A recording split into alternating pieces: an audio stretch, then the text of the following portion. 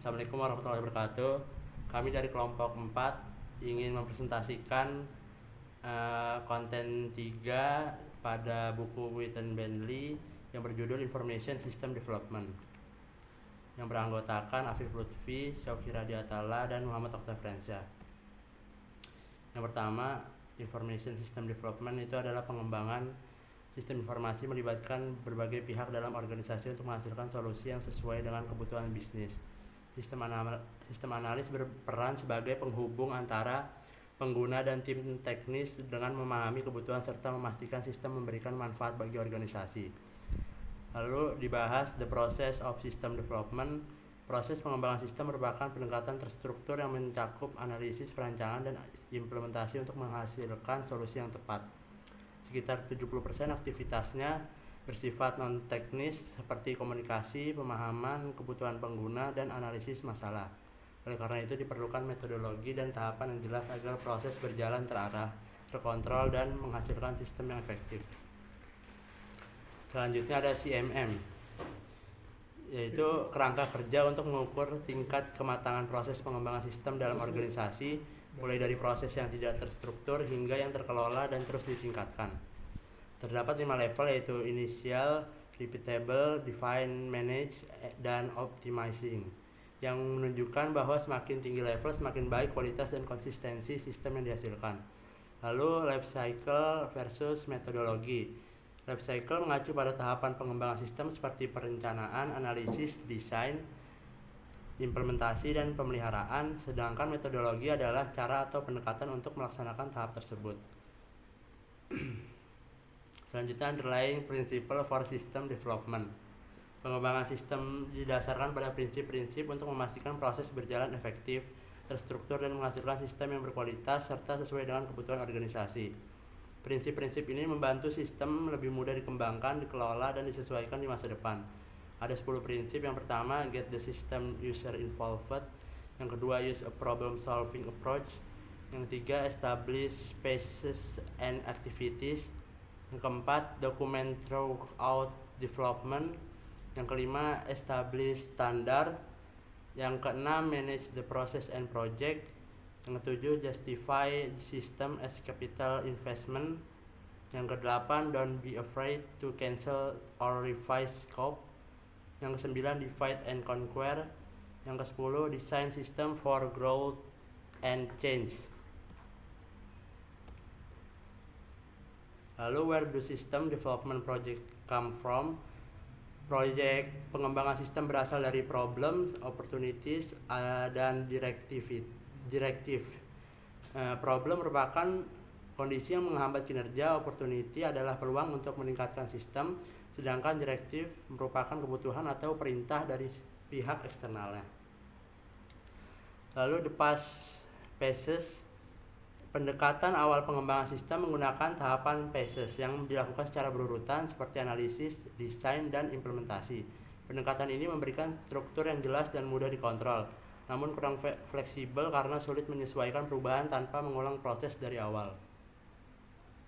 Lalu ada 3 the past phases-nya yang tadi sudah dijelaskan sebenarnya. Yang kedua, the present methodologies.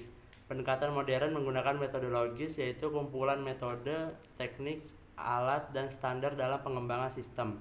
Metodologi memberikan panduan yang lebih rinci dan mendukung proses yang fleksibel melalui iterasi, evaluasi, dan perbaikan berkelanjutan, sehingga mampu menyesuaikan perubahan kebutuhan serta meningkatkan kualitas sistem.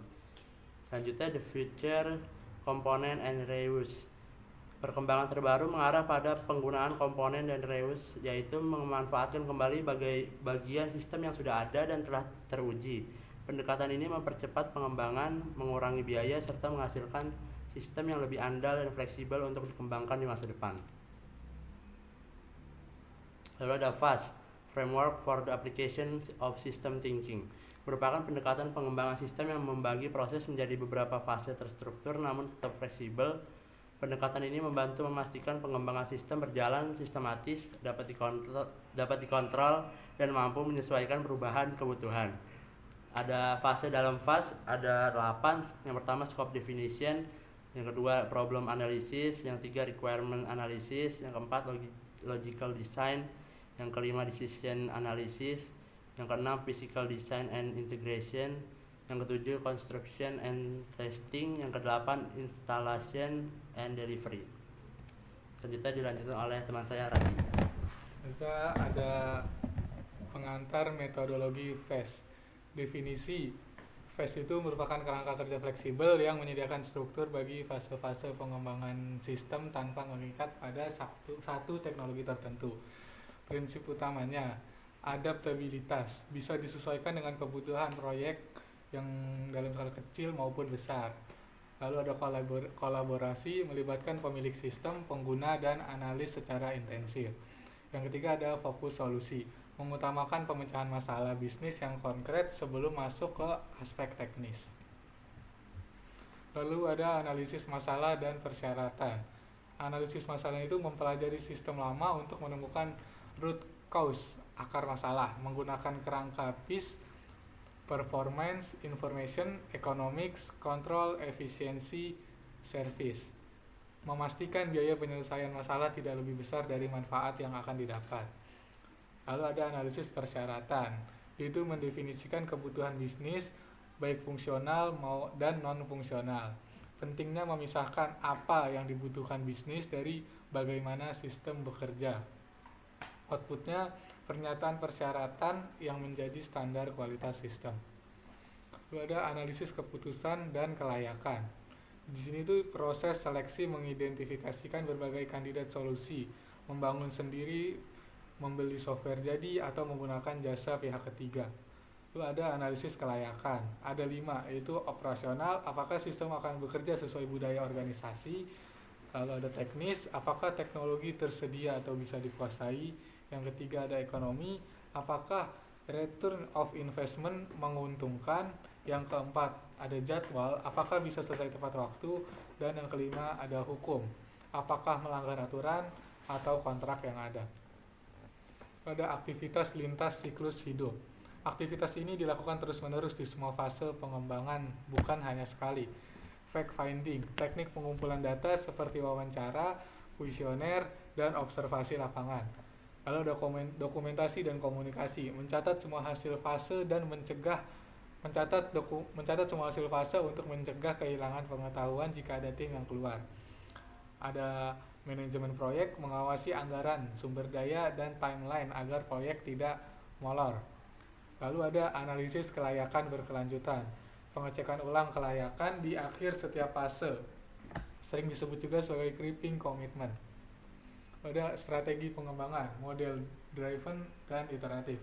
Model driven development mengutamakan pembuatan diagram visualisasi sebelum penulisan kode. Struktur fokus pada proses dan data, information engineering fokus pada data sebagai aset, object oriented menggabungkan data dan proses. Metodologi eksekusi, sekuensial, teratur namun kaku, dan iteratif, mengembangkan sistem perbagian secara berulang agar pengguna bisa memberikan umpan balik lebih awal. Selanjutnya akan dilanjutkan oleh teman saya Afif Lutfi. Oke, di sini sekarang saya akan menjelaskan apa itu pendekatan pengembangan sistem atau system development approach. Di sini ada beberapa model driven development. Yang pertama ada data modeling, itu adalah digunakan untuk mendeskripsikan struktur data dan hubungan antar data. Contohnya adalah Entity Relationship Diagram atau ERD. Yang kedua adalah proses modeling, digunakan untuk menggambarkan alur kerja atau proses bisnis dalam sistem. Contohnya adalah Data Flow Diagram DFD. Dan yang ketiga adalah object modeling, digunakan dalam pendekatan berorientasi objek yang menggambarkan objek, atribut, dan relasi antar objek. Oke, kedua ada Rapid Application Development atau RAD. RAD atau Rapid Application Development merupakan pendekatan yang menekankan pada kecepatan pengembangan melalui pembuatan prototipe secara cepat dan berulang atau iteratif. Nah, karakteristik utama RAD sendiri itu ada 3. Yang pertama melibatkan pengguna secara intensif dalam proses pengembangan, lalu menggunakan prototipe sebagai dasar pengembangan sistem, lalu yang ketiga siklus pengembangan lebih pendek dibanding metode tradisional. Nah, kelebihan sendiri itu mempercepat waktu pengembangan, memudahkan penyesuaian kebutuhan user. Lalu di sini ada kekurangannya, kurang cocok untuk sistem yang kompleks dan membutuhkan keterlibatan user yang tinggi. Oke, yang ketiga ada commercial application package implementation. Pendekatan ini menggunakan perangkat lunak, jadi off the shelf software. Nah, yang tersedia di pasar kemudian disesuaikan dengan kebutuhan organisasi. Nah, contohnya seperti apa? Sistem ERP, software akuntansi. Nah, keunggulannya sendiri itu waktu implementasinya itu lebih cepat, biaya pengembangan lebih rendah dibandingkan membangun dari nol. Lalu kekurangannya sendiri itu fleksibilitasnya terbatas dan bergantung pada vendor. Nah, lalu yang keempat, sistem maintenance. Sistem maintenance merupakan tahap lanjutan setelah sistem diimplementasikan. Pada tahap ini dilakukan pemeliharaan dan pengembangan lanjutan terhadap sistem. Nah, jenis-jenis maintenance sendiri itu ada corrective maintenance, memperbaiki kesalahan sistem; adaptive maintenance, menyesuaikan sistem dengan perubahan lingkungan; lalu ada preventive maintenance, meningkatkan performa sistem. Nah, tahap ini sangat penting karena sistem informasi harus terus berkembang mengikuti kebutuhan organisasi. Nah, di sini ada tools dalam pengembangan sistem atau system development tools. Di sini ada beberapa, tapi saya akan singkat untuk menjelaskannya. Yang pertama itu ada computer aided software engineering atau CAS tools.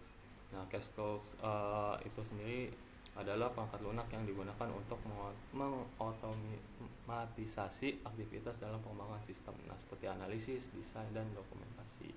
Lalu yang kedua ada cache repository. Cache repository sendiri itu merupakan tempat penyimpanan terpusat yang digunakan untuk menyimpan semua hasil pengembangan sistem.